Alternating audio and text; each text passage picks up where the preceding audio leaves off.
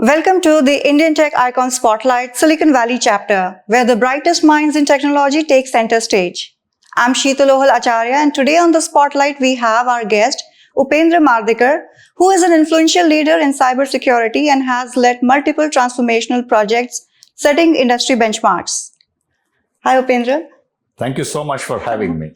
Welcome to the show, and it's truly a pleasure to host you today. I'm really excited to get into our conversation, Upendra. Yeah, thank you so much, Sheetal, for having me. So, how you have seen, cybersecurity changing over all these years?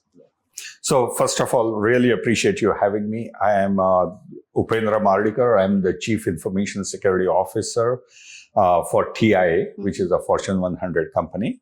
We have $1.4 trillion asset under management. I also have a privilege to lead the fraud management organization.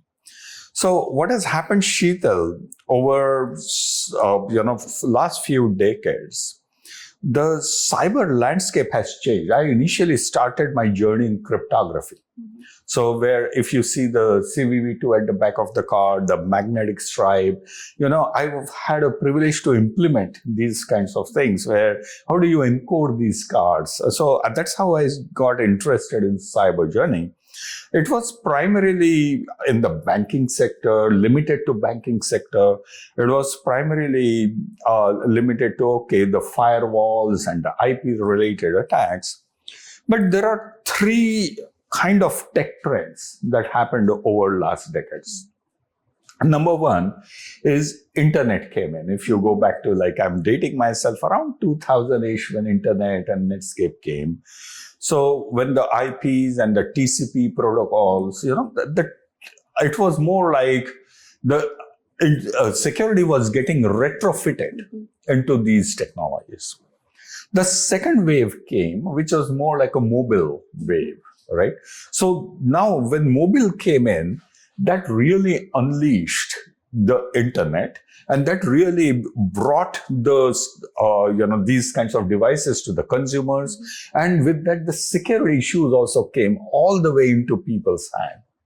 The third one is the cloudification. So as you can see, with cloud, there has been lots of mom and pop companies. Anybody can start. Earlier it was primarily the data centers. So that was the third wave with which you can see that, the technology, the digitization has totally unleashed itself and security actually started evolving.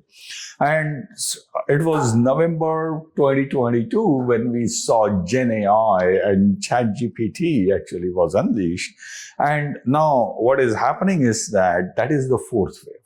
So I would say with AI, because it is digitized, rapidly digitized, it is going to each and every consumer, people are feeling the heat. The individual consumer is feeling the heat. So when you look at the trend, earlier it started mainly with some back office and people were doing some firewalls, some system administrator work, to all the way to the consumer now. So even, when I talk to my family and all that, they also know, even though they are not technologists, they also know that this is a deep fake or, hey, there is a fraudulent activity and is this secure or not? And so that is what the evolution is with this rapid digitization. There are these 3+1 now AI. With these waves, security is also coming into the spotlight. Yeah, thank you for sharing that insight with us, Upendra. Now, how do you see blockchain? Is blockchain still leading in cybersecurity with AI, as you mentioned, or it's like going together? Yeah. So if you look at blockchain and then crypto, all right? I mean, we saw crypto winter earlier. So crypto was very hot and blockchain was the underlying technology. And then it is coming back up because, of the new administration is saying that, okay, you can put it in as part of the investments and all that. So there are lots of news around it. So blockchain is a technology for distributed ledger. So the thing is, wherever you have a problem where you don't want a centralized ledger, but primarily distributed, where there is not much trust within a couple of parties or multiple parties, that's where you use blockchain.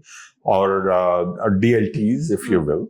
And when you're thinking about the DLT technology, what happens is that there are permissioned and non-permissioned. I don't want to get into all the technology over there, but where is blockchain taking? The blockchain, I think, wherever there are use cases where you can have not so much trust between the parties and you want that distributed ledger. So that's one of the use cases. As far as the cyber goes, as far as the security goes, there are lots of great algorithms over there, but we may need to think about they being quantum safe, because as we are thinking about quantum, some of the algorithms might get dated. So we'll have to think about that. And then there are multiple use cases, like I said, where the trust between the two parties is not there, but yet you still want to do it. As far as crypto, it's obviously, Bitcoin is doing well right now, but it can change tomorrow. It could be a fad. I don't know much about it. With so much of technology advancement these days, do you on a lighter note, right? Have you ever looked at a technology and thought, oh, this is the one which is going to keep me up at night? Or you're always a step ahead of any of the threats? Nothing keeps me up at night. I have a fantastic team that is absolutely rock solid. That team takes care of all the issues. But what we try to do, Sheetal, is that we try to anticipate where the puck will go. And that's why you will see lots of innovation coming out. I'm very privileged to have 115 patents. So what we try to do is, obviously it's going to be a cat and mouse game, because we always have an undue advantage. But when you're thinking about what keeps up as night, nothing. My team is rock solid. But something that we should be thinking about is obviously AI risk. With AI and with a rapid digitization, there are, when the technology landscape changes, how do you make sure that cyber is not catching up? Right? That is one of the problems. If you go back to internet, TCP protocol came in first and then TLS came in. So same thing with cloud, same thing with mobile. We started retrofitting security. How can we fit in security instead of retrofitting? So to give you an example, if you are building a house and there is no plumbing, how will the house look like if you put the pipes from the outside of your walls, right? So that is the retrofitting. But fitting means that while you are constructing your house, if you just put your pipes inside, then the house will look beautiful and yet you will still have water. So similarly, cybersecurity and all these considerations should be baked in technology. So it should be part of the Gen AI. It should be part of the agentic workflows that we are creating, so that we are not retrofitting security like the pipes hanging outside the walls, but you should be fitting in that so that the house looks beautiful. Absolutely, and great examples. You talked about patents, like 100 plus, 115 patents. I mean, from where you get so much of innovation or innovative ideas coming in? Do you get it from your boardroom or from coffee shops? Yeah, so thank you for that question. Lots of people ask that question to me, but there are two ways to look at it. Typically, two points. The first one is cyber always has been seen as a naysayer organization. That if I go and pick up a phone and if I say that, hey, I have to deal with cyber, that to me is absolutely a big no. So our organization is always, how do we enable you securely? So it's all about business enablement. And when we are talking about business enablement, art of possible comes in. So if you come up with an idea that, hey, I want to enable this use case. So instead of directly saying no, how can we get to yes? Now with that yes, I have to get to a yes. So that is the challenge we give to ourselves. When you get that challenge, part two kicks in. Okay, this is an art of possible on the part one. How do we get to part two, when you are coming with a solution? Have you seen a lake with lots of water, lots of wind actually? So this, the water will have lots of ripples. Mind is like that. Mm-hmm. So if you don't have any wind, the water is calm and you will see a reflection. So you will get ideas if you calm your mind. Mm-hmm. And as soon as you calm your mind, all these things will reveal themselves.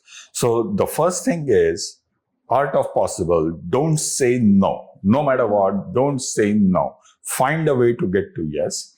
Part number two, be so calm that your mind is calm so that you will get answers automatically. Beautiful, and love the analogy of lake and wind. Yeah. Thank you so much for sharing that insight with us. Any of the patents that are your favorite, which you would like to share with us? Yeah, so I'm again very honored to be part of co-creating. I was not the only one, but co-creating Google Pay and Apple Pay. So at Visa, I've worked with so many smart people along with, folks from Google and Apple and others. So we were thinking about, okay, remember that you have a card in your wallet, right? I mean, and some of that is still confidential, but remember you have a card in your wallet. And if you take that card, payment instrument, and put it on your mobile phone, what are the different kinds of attacks that you may get? Then how do we think about security? How do you think about relay attacks and other kind of things? It was a fun journey. And there were lots of challenges. But again, how do we get to yes? And then, I had real privilege. And, what is most fulfilling over there is that people are using it. Today. So, which is very fulfilling. I use it, so it's very fulfilling. So that is one of the things. There are other things, but that stood out because it's very fulfilling. Absolutely. And Google Pay and Apple Pay, those are all like breakthroughs, definitely, and wonderful. But it's a team, so I always say cyber is a team sport, and cyber is a community sport. The reason is we alone cannot solve cyber problems, as well as some of the problems even companies or even cyber organizations cannot solve them by themselves. So we need an entire community to come together. So Upendra, cyber security has always been a precious space. Yeah. Right? So how do you always, keep your team motivated, and given so much of advancement in technology, keep them up to the pace with what is happening in the industry? So how do you balance out that with your team? Yeah. So, there are a couple of things, and I would categorize that as 3 Ps. Mm-hmm. So how do you go from, we initially all started as our profession, right? I mean, okay, being a computer scientist, being a cyber professional, we initially started it as a profession. Very soon, that P of profession actually moved to passion. We became passionate about cyber, right? What is happening is that while that is a profession, while that is a passion, how do we turn that to purpose? And I will add another P, which is a privilege. Mm-hmm. So if you are saying, like, for example, at TIAA, we take care of your 401ks, 403bs, which is the retirement account. And we have lots of older adults. Older adults are one of the most vulnerable population. I mean, just imagine that you have worked 40 years of your life and some bad guy takes all your savings within a second. Mm-hmm. How bad that is.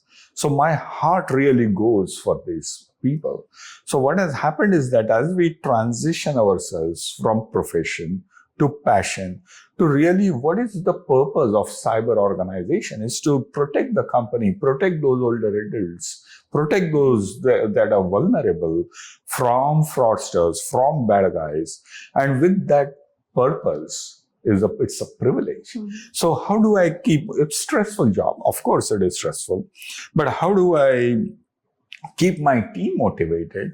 By constantly reminding us the higher purpose. That, guys, this is not yet another job. where we are just doing it for passion. We are actually giving back to community and doing something good with a higher purpose, and that's a privilege. Upendra, what according to you, like in general, companies are still not, looking at or implementing in cybersecurity that they should be doing? Yeah, so like I said, cybersecurity is a community sport and it's a team sport. So one of the things that I have noticed in other companies, and I'm very privileged to make sure that that is not there at TIAA, is bridging the gap between the rest of the engineering organization and cyber. What cyber organizations typically are governance and oversight. That thou shalt do it. This is the policy, or these guys are not doing it, and all the blame games. Yeah. That is not how we do it. We become one team. It's a we thing. Because if there is a cyber attack, it is not just the CISO, it is also the CIO of that particular business unit in the limelight. So what I would say is developing what organizations, what the CISOs of the organization should be doing is forging these partnerships, forging these friendships for future collaboration. Day one, as soon as you take the first 30, 60, 90 days, all you are doing is forging partnerships and moving partnerships to friendships. What that will do is you are there to enable business. You are there to help. And most of the organizations are like where they are failing, if you will, thou shalt do it, governance and oversight. Cyber becomes more of an overhead. Oh man, I have to deal with cyber instead of oh wow, I want to deal with cyber. So we have to change that particular mindset. And I think I'm very passionate about this and helping other CISOs. So hopefully this message resonates with other chiefs, cybersecurity officers, cyber professionals, as to don't try to portray your organization as a naysayer organization. And also don't go to yes, but. As soon as you say but, you have thrown cold water on whatever you have built up. Try very hard to go to yes and then that's where how do you make sure that you are absolutely calm and art of possible mindset, and then making sure that you are delivering value to the organization. So that partnership has to be there, the team effort. Yeah, that's a great perspective. Now, talking about your role as a CISO, could you please share a bit about how a normal day at work looks like for you? So as a CISO is in the organizations is a business executive. So ultimately, the role of an executive is to support business. That's it. No other question. If we say that, okay, we are not here for business, you're in the wrong business, right? So the day, when you are talking about the day, we have to really understand and get a perspective of what are we trying to do. We are ultimately here as a business executive to support business, to support the revenue growth, to support the operational efficiencies, to support the expenses. It's all about the top line and the bottom line. And how can we take that, help the organization, protect obviously people, because ultimately we are the experts and the board is looking at us, the CEOs are looking at us to solve these problems. While doing that, how do you also encourage the team members? How do you encourage the partners? Because ultimately it's a team sport. So the day is very different. So on one side of the spectrum, you are dealing with boards, you are dealing with the other executive committee members. On the other side, you are also dealing with very operational issues where, hey, is there firewall patched? Or, I'm seeing this CVE, what is the status of that? So how does a typical day look like? There is no typical day, but you can see the different way. And, being a CISO is fun because you get not only to see the internal things at a very low level, you also get a full exposure to the board. at the same time, you also get an exposure to the outside world. Not many roles are so privileged where you can play an external role as well. So by partnering with the government agencies, by partnering with other peers in the industry. Absolutely. Thanks for sharing that with us, Upendra. Now, I'll be shifting a gear a little bit over here. Now, let's delve into your personal life, about your hobbies and interests, your family, and your hometown. Yeah. So my hometown, I'm from India, obviously. I'm from Maharashtra, Nagpur. My family is still there in Nagpur, and then my wife and my daughter are here, so that's about it. So as far as the interests go, I like working out, I like meditation, so those are a couple of my hobbies, and I spend time with my family, and I am a voracious reader of non-fictional books, and I just love reading. So when I travel a lot. So, it's on my phone. I keep on reading.